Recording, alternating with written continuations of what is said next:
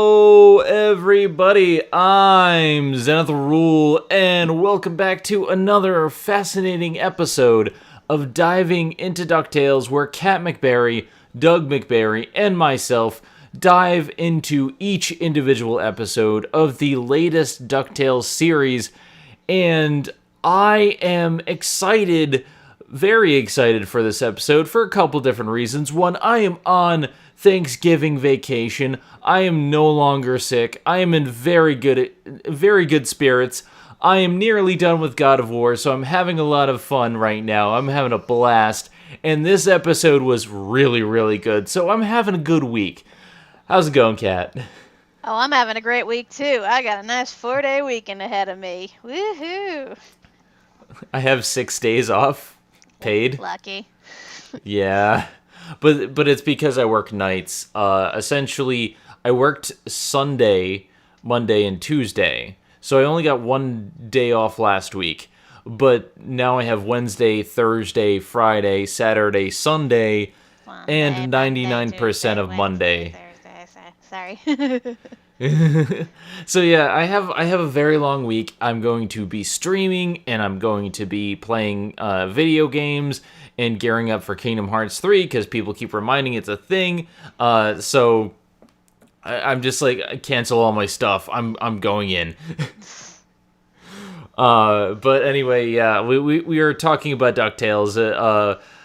This episode, I was expecting something different, but this was a very welcome surprise. Because I kept saying throughout this entire first part of the season that we've had so far that I was waiting for a kind of a storyline to emerge. Because from the very beginning of season 1, there was a mystery, a storyline that was unfolding in the background that we got bits and pieces of, but we knew what was going on.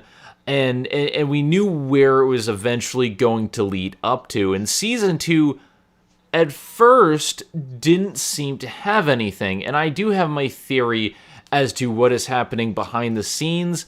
But we're going to get to that in a little bit, because this episode is also kind of standalone. It's very character-driven. A lot of this season seems to be very character-driven. But unlike last week, I think this episode is really, really good. Kat, why don't you give us a brief summary of the episode, and then we can take it away from there. Oh, certainly, Zenith of the podcast. Oh wait, what's that sound on the other side of the podcast? It's an enemy trying to kill me! Oh no, it's just Doug. Alright, so this episode, believe it or not, has an A and B plot that actually merges together pretty early on and kind of blends seamlessly into one plot. So it starts off with Louie trying to get his new business, Louie Incorporated, off the ground, as we saw that he formed it back in the first episode. And he's trying to get Scrooge to loan him all this money. The problem is he has no idea what his business does. He has no idea what it offers. He has no idea what he wants to do with it. Basically, his plan is give me money. So, of course, he has to figure out a business plan for that. Meanwhile, Donald is renting out one of the bedrooms on his boat in order to get money. And who happens to apply for the role of roommate? The great Storkules! Yeah, once again, Zeus, being Parent of the Year, punished Storkules for, goofing off in the most over-the-top, nonsensical way possible by sicking a bunch of harpies on some innocent people. And, of course, throwing Storkules out. So now he has to find a place of his own and get a job and basically become independent. So, yeah, it's one of those typical odd couple scenarios, pretty much, except that one person likes the other and the other person hates the other. Go figure. So, and eventually the two plots converge, because it turns out the harpies followed Storkules all the way from Greece and are now attacking Duckberg. So Storkules, being the hero, goes to take down the harpies, and Louie, seeing the opportunity, decides that he's going to have Storkules fight them for money. and cue the rest of the plot. Which we will get to in a second, but before we get to that, how's it going, Doug? This is a Thanksgiving week, and I'm blah. Poor Doug has to work. Pray for him. Oh, Pray well, for Mojo. I will send all the food and the hugs, so I'm very, very sorry. I know how that is, because back when I worked as a server, I had to work during Christmas, so I know it sucks. I mean, I have but- Thanksgiving. I had today, and I have tomorrow off for Thanksgiving. So at least I've got that. But then it's like I'm working 5 days straight after that. Yeah, I mean that's always a hard thing. One thing I really don't like about jobs is forcing you to work through the holidays. I wish it was standard to have everyone have like a certain amount of time off, but unfortunately, certain jobs don't do that.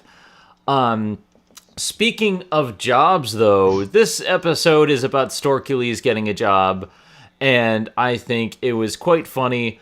Doug, what's your thoughts? Just initially upon seeing the episode, what were your initial thoughts? Oh, I was looking forward to this episode once the title became leaked out, and I'm like, I want to see what's going to happen with this. What are they going to do with him? And it does kind of actually, you could say it's a standalone story, but I could also say that it connects with the first episode of the season, because it's got, it's going back to Louis and, him trying to get his business venture started, but he doesn't quite get the idea of what a business is. He doesn't grasp that you need a problem and then a solution to it, but he's just like kind of worrying more about creating the business and figuring that stuff out after he gets a small loan of $1 billion from Scrooge.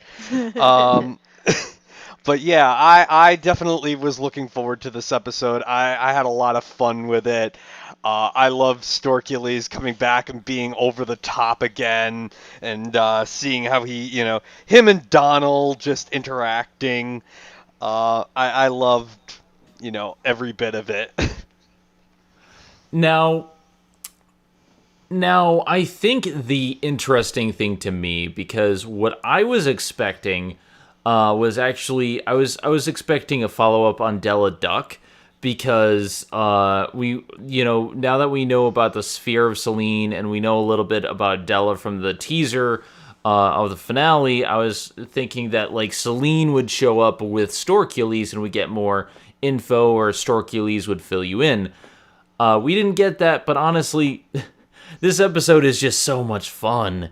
This episode is very much, you take two characters that you don't see interacting very often, and you put them together, and just hijinks ensue, and there are just so many memorable things about this episode. And it's a blink and you miss it. Like, there's a part where Storkules is cooking, and he's wearing an apron, all about like dieting and eating healthy, and I'm just like, that's not something you would expect from a hero, but it's really, really funny. But also the fact that he starts attacking the stove because it's making weird noises. It's like, I heard your stove, it started hissing. Clearly there were vipers inside.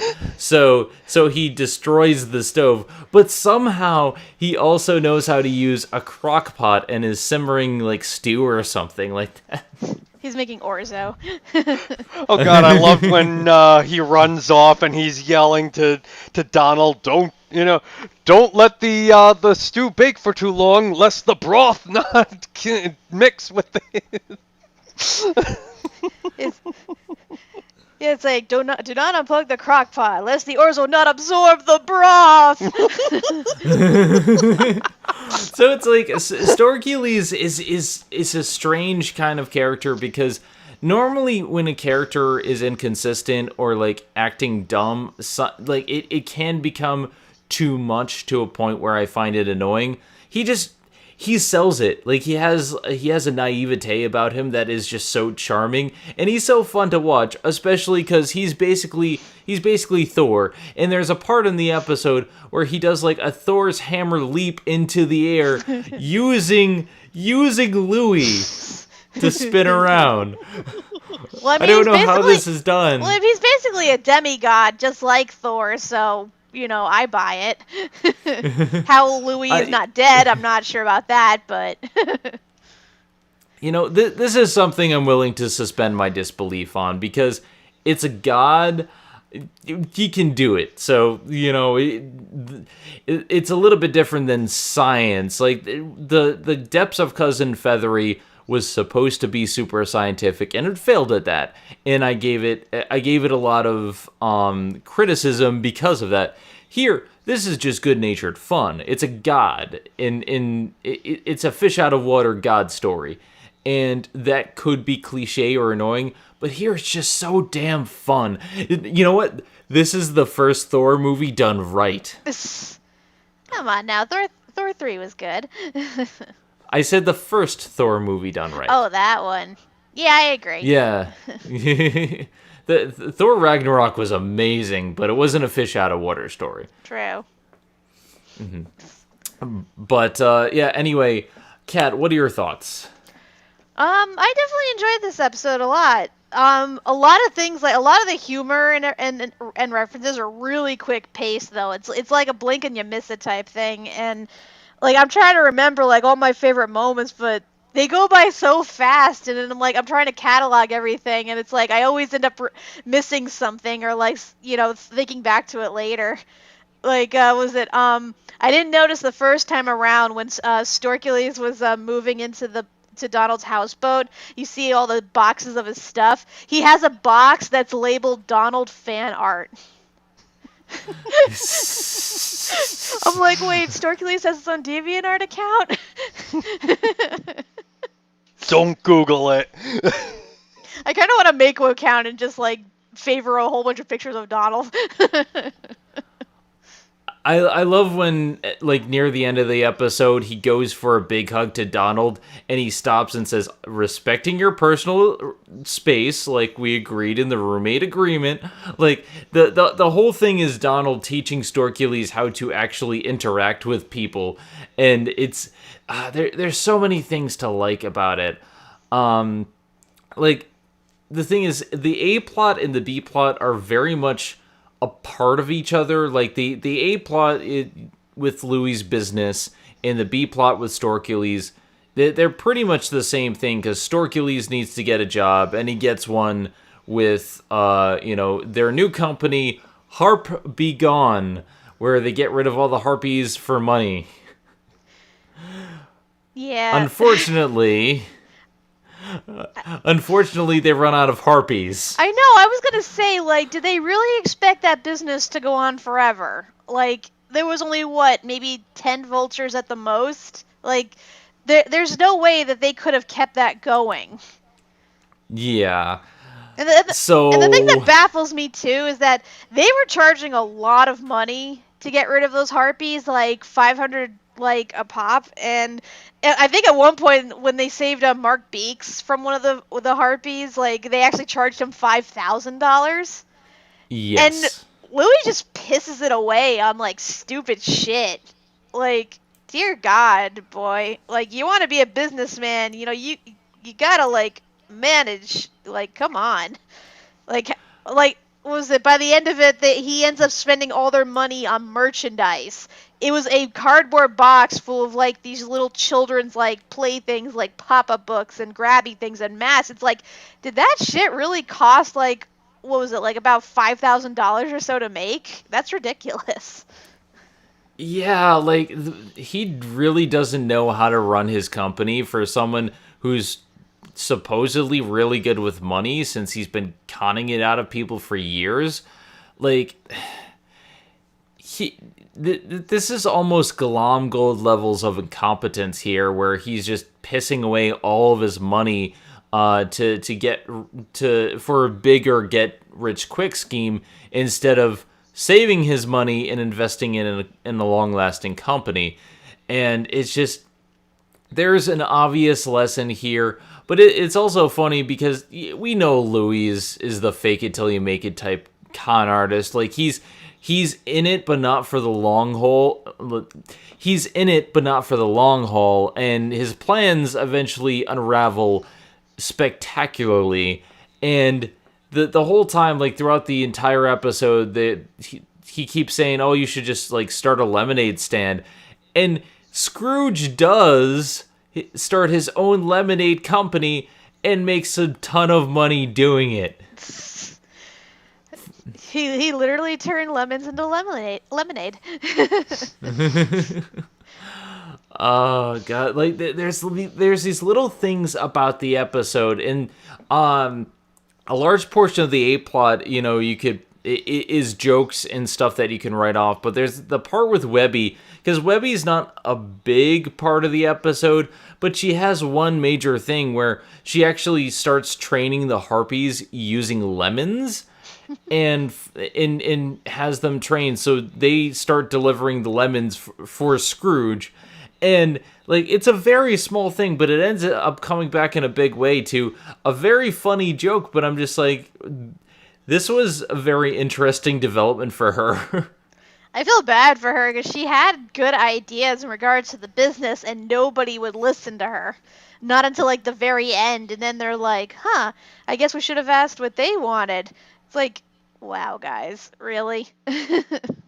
Oh yeah. The whole thing with the harpies is they steal, what everyone's favorite possessions.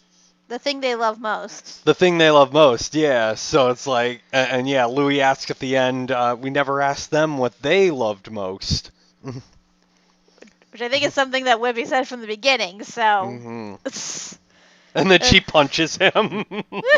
Nobody listens to Webby. Well, I don't blame her for being pissed off. I mean, not only was she not listened to, but she didn't get paid either. Because, like I said, Louis just, went ahead and spent all their money on stupid shit. He didn't even pay his employees. Like, I know, like, Durbin, in the old episode, Scrooge had been guilty of that, but at least he knows, like, at a certain point, you do gotta pay people first before you can invest further. Like, that's just, like, that's just dickery right there. Mm-hmm. Yeah, essentially he ended up taking money, making it out of nothing, pissing it away, and screwing over everybody. So, yeah, like, not a good company strategy. If you don't pay your employees, you don't have a company anymore. Mm-hmm. Tell that to Telltale. But, yeah, I companies do this in the real world, and it happens, and the investors liquidate the assets and end up getting people to invest money back into their company so they can keep afloat without the employees. It kind of sucks. Yeah. But anyway, the A-plot, honestly, it's funny. It's not too much to write home about. I was more invested in the B-plot, to be honest, because Storkules is just so much fun to watch. Storkules really made this episode for me. Mm-hmm. Oh, I love when they're making the commercial for Harpy Gone, and he's dressed up like a baby. It's like... And the entire acting session is like, wow, I made a boom boom. Goo goo ga ga. I just love all the miscasting in that commercial. You have the big beefy hulking guy as a baby. You have the girl as the dad, and the other boy as the mom. Louis, what is going through your head? Oh, nothing. He just wants to make money without any effort. And, I mean, granted, we saw that before, but, like, here, Louis, I thought, finally had the drive to start his own company. We saw that, he wanted to... We saw his good traits. He's good at...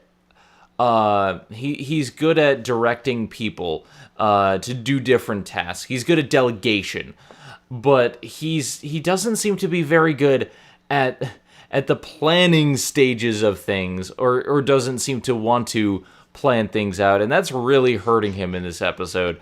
Yeah, basically, his mentality is the same as the underpants gnomes, where it's like, step 1, create underpants. Step 2, step 3, profit.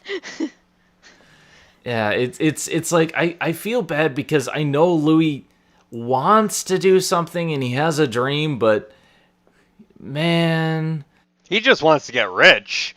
I don't think he really cares, how he goes about doing it, as long as, the end part is what he's looking for. There was a funny joke though where like they wonder why Dewey isn't asked to be an employee, and he's just like, Dewey would be a horrible employee. Dewey sits up for a second, goes back to bed. Speaking like, of Dewey, Dewey tonight. Dewey tonight. Dewey tonight. I was so glad they brought that back, but I have to ask this, and I really hope they answer this in a short or something. What the hell happened to Dewey before the show started? Because when you see him, he looks beat up. Like, I don't know if any of y'all noticed that, but, like, he looks like he'd been, like, roughhousing or something, like, as he's, like, interviewing them. And I'm wondering if they're gonna make another Dewey Tonight short that shows, like, if something happened before the show started. Because I'm genuinely curious, unless that was, like, an animation error or something. So yeah, like the A plot is all right. The B plot is Storkules learning how to live in society and how to survive being on a houseboat. And the thing is, Storkules is too buff. He destroys everything around him on the houseboat. I feel so bad for Donald. He keeps getting his shit wrecked by his family and his friends. Like, it's not fair. On the other hand, he did try to steal a chandelier. True. Yeah, that is true. I don't know why, though. Like, like he's saying it's supposed to look fancy. I'm like, it looks like shit. How would you even fit it in there? At the same time, everyone keeps lying to him. The harpies that they capture, they put in Donald's houseboat in a closet in Donald's room, and they don't tell him. It's like, oh, don't look in the closet, just not Greek stuff here, and what, like, just. And apparently Donald sleeps like the frickin' dead because he doesn't hear any of the screeching and clawing that goes on it, like inside of and it. And it's right next to him. Because like I thought he was wearing earplugs or something at first, but they only show him wearing his, like, eye mask. So I'm like, what the hell, dude? Come on.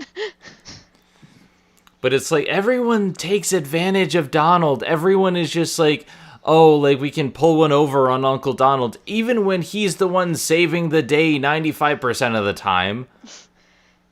Yeah, and it's like, good on him too for, like, still willing to help Storkules look for a place to live after all is said and done, because honestly, if it got to a point where I found out there were monsters in my house and they lifted my house off the ground and nearly plummeted me to my death, like, I don't think I'd be as charitable. But then again, it is the mighty Storkules. He does not know the ways of the stove. Also, I don't know if I mentioned this in the Spear of Selene episode, but the guy who voices Storkules, was it Chris, God, I'm going to butcher this last name, Chris Diamantopoulos? One of those weird Greek names. Yeah, he voices Mickey in the Mickey Mouse shorts that are on the Disney Channel right now, which to me is super funny, because... given that Storkules has this huge freaking man crush on Donald, you basically can translate it to Mickey Mouse has a big ass crush on Donald. Also, he apparently voices Green Arrow in one of the Justice League shows as well, which I guess is suitable because he is a hero. But still, I just love the voice of Mickey Mouse. It's like this big hulking guy that likes Donald. That builds gigantic sculptures of him looking all muscular and buff. And I love how, like, Donald doesn't really like him all that much, but he's just like, Donald, my best friend. Oh, you are the one thing I love most in the world, and the harpies start taking Donald away. In hindsight, that was a bad idea. But it's like there's something about Storkules. Like, he genuinely cares and is trying to do the right thing, but somehow he ends up destroying stuff. Like, the rules say he's not supposed to use Donald's toothpaste, so he ends up destroying the toothpaste, and then it destroys the toilet, and then, destroys part of the houseboat just by tripping over himself. He can't help himself. He a buff boy. And he cannot control himself. That I understand. And he means well. He really does. And whenever hero work comes in, like, he's right there when people need a hero. And honestly, he could be like a hero for hire. I think that would actually be a good gig for him. Just not specifically harpies. I think Gizmo Duck would be insulted. Well, he wouldn't do that anyway. Remember, he says the mark of a hero is to, basically do heroics out of the goodness of your heart, not for profit. And I mean, granted, he did understand that, to a degree, you do need to do something to help yourself, financially. It's kind of weird how, like, he and Louie had, like, inverse morals of each other. Like, Louie learns that, to put people over profit, and then Storkules learns that you do need to make a profit in order to help people. So the other thing that really sold me on Storkules in this episode too, in regards to that, is like when he realizes that there's no more harpies, he's just like, oh, I'm a failure as a hero because I can't keep the rent coming to Donald. Like, his whole thing is like, I need to get Donald his rent payment. And I'm like, this guy, like, that he's trying to do is be a good, decent human being and pay the bills. And I'm like, I can relate to this so hard. I just love when he speaks his dilemma out loud, because it is so relatable. It's like, on the one hand, if I let these harpies go, they'll destroy everybody and put lives at stake. But on the other hand, I'll miss my rent. That is a dilemma we face sometimes. We all do. Oh, God. So yeah, like, this episode in all, like, I think was great. But there's one minor thing that I wanted to address, because I was talking to Kat about this beforehand, and, like, yeah, this is a great character episode. It's funny. I think a lot of it is one of those episodes that you have to watch and to see the humor and to see everything involved. But there was a minor bit of dialogue that brings me to a thought that I had, and I stated this at the beginning of the podcast. I believe that there is an ongoing storyline that they're setting up, but behind the scenes, Scrooge mentions in an offhand comment that he came back from Cape Suzette, which they have mentioned several times now. And Don Carnage is also part of that, but Cape Suzette was part of the season 1 finale. They briefly mentioned it there. They've mentioned it quite a few times, and this is an important destination, and I wonder if they're setting up things for Cape Suzette to have some involvement in the ongoing plot, because that is the only recurring element that I'm noticing. Yeah, that's what I'm thinking at this point, because it keeps popping up. Like, not only do the characters say it, but you see, like, references to it, like subtle ones here and there, and I'm like, God, it keeps teasing me, and I'm like, I want this crossover. Like, is it gonna happen? And it keeps getting worse and worse, and I'm just like, I'm waiting for some news, some verification that we are gonna actually go to Cape Suzette at some point. Because, like, I want to see. I want to see them to meet up with Baloo and Hire for Hire and go in the Sea Duck. I want it so bad. And then another confrontation with Don Carnage. Like it'll be awesome. I want it so bad. What are your thoughts, Doug?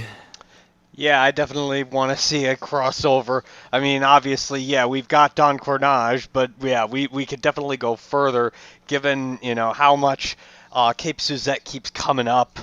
It's like, come on, just, probably the thing will be like the season finale. They finally will go, and then there's like, a whole big thing. I'm hoping that is what happens. Ooh, maybe Magica will make her comeback by taking over Cape Suzette. I I mean, like, there's just the mystery this season seems to be where the plot is going. Because, like I said, at the beginning, they did hint at Magica coming back, and yeah, it was subtle, but we could tell where the plot was going. We knew Magica was a main focus of the plot.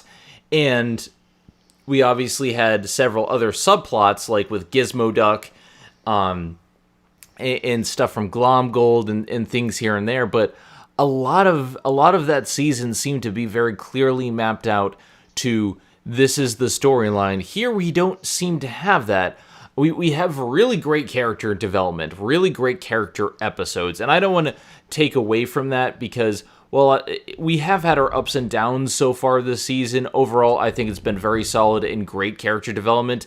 And once again, this episode, Glomgold has some of the funniest bits because he's taken away by one of the harpies because the most important thing to him is himself.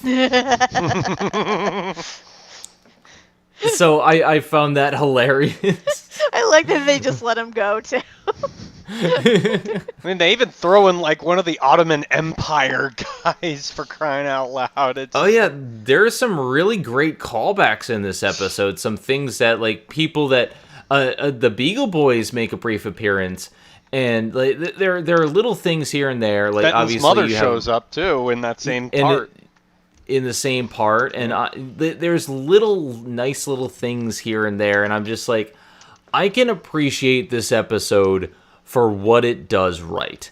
And I think the good way to describe this is how you do an episode like this. We've criticized some episodes. We've criticized episodes in the past for not really having direction, but not having enough to really put into an episode. And this didn't have the same problem. It didn't have like a coherent direction from the start, but it just had fun and went along for the ride. And I think it's when you do episodes like this, when you have episodes that are just exploring the characters and how they exist in certain situations, just you can see the fun and passion that they put on display. And again, it's a stark contrast to Cousin Feathery, where they didn't have anything to work with and they just threw something together. Yeah, this is definitely one of the more solidly written episodes, I should say, because the two plots converge real naturally, and like there's no contrivance, there's no like A-Team is doing something that has like nothing to do with like the B plot whatsoever, but somehow we're gonna make it so that they converge. Like, no, this is actually quite natural, and it is actually kind of refreshing because there's really no like you can talk about point A and point B, but it still all ends up in the same place regardless. So yeah, kudos to them on that. Another thing I noticed lately, Scrooge hasn't been showing up in a lot of episodes. And when he does show up, he has very small appearances. And he does mention that he's going to Cape Suzette. I'm wondering if that's part of the planning for the actor, because David Tennant is a very busy actor, or if that's something to do with the mystery of the episodes. We're getting, like I said, we're getting good character development, especially for the boys, and a little bit for Webby here and there. But I'm kind of wondering what's going on with Scrooge, because we see him for like maybe a scene in each episode and then he's gone. I definitely noticed that last season, especially like toward the beginning of the season, where like when the episodes were aired out of order. I think we went through like a bunch of episodes in a row where he did not show up at all. Yeah, I'm guessing it's like a combination of column A and column B. You know, he does have other stuff that he's doing, but also, like, Scrooge goes on a lot of adventures and not necessarily with his family. So I wouldn't be surprised if, you know, he did his own thing off to the side and then, you know, like, came back at his leisure. Because, I mean, granted, he does a lot of business, like, overseas and, like, you know, basically goes on these endeavors that you're not quite sure how they go down or how they come about, but somehow it works out in the end. So, you know, I wouldn't be surprised if he just, like, was doing his own thing and eventually it came to, like, a big, like, sort of fruition at the end. That or he's busy at the office. I mean, he's basically immortal at this point, so he can go on as many adventures as possible. So yeah, Doug, what are your final thoughts on this episode? And what are your thoughts on the season so far? I mean, as far as the episode, yeah, I think we've pretty much said it's a solid episode. The A&P plot work well together. I feel like it's a nice, you know, mix of work life and personal life. I guess that's how you'd kind of mix, you know, the A plot and the B plot. But yeah, and the season as a whole, like I said, we're just starting with it. I think it's a little early to really, you know, start making theories, but I think definitely the Cape Suzette, because that's been something that keeps coming up. You know, a possible tailspin crossover. That's definitely being very much hinted at, and I do hope they are indeed working on doing that. And Kat, what are your thoughts in the same vein? Yeah, I said it was a good episode. It said a lot of quick fire humor, you know, a lot of good character interactions, nice character building. Like, it was a fun episode. I really do like it. I mean, I still like, you know, other episodes better. Like, nothing at this point can beat the Glomgold episode. Well, let's face it. And it never will be. And it never will be. Oh, speaking of Glomgold, I got a literal new toy. I happened to be in Target today, and I was going through the toy aisle, and I saw, like, DuckTales figures, and lo and behold, there's a figure of Glomgold. So I'm like, oh, I'm getting this. Easily the most Scottish thing in the store. Don't you mean Duke Baloney? Oh, classic Glomgold. Well, it's funny you mentioned we haven't seen much of Scrooge lately, because I get the feeling the next episode is going to focus heavily on him. Because next is the Christmas episode! Yay! I'm interested to see what they're doing with this, because we covered Mickey's Christmas Carol on the Disney Debate a while back. So I am familiar with Mickey's Christmas Carol. And I'm curious to see how things are done. And I'm glad they're not just using, there's snow on a mountain as the Christmas episode. No, guys. A good Christmas episode, yeah. You have to give office supplies to everyone. That's a good Christmas episode. Sounds like the perfect Christmas to me. For those who don't get the reference, watch the Disney Debate, and it's a reference to a past episode. Anyway, my final thoughts. I think this was a really good episode. I had a lot of fun with it.